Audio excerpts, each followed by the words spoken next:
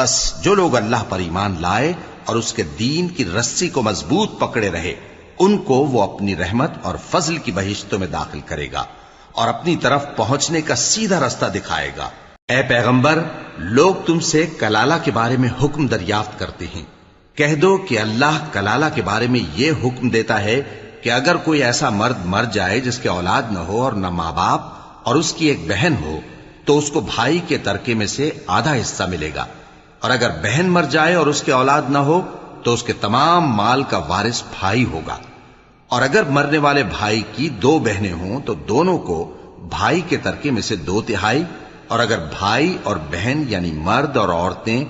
ملے جلے وارث ہوں تو مرد کا حصہ 2 عورتوں کے حصے کے برابر ہے۔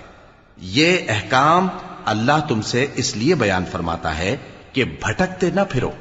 اور اللہ ہر چیز سے خوب واقف ہے۔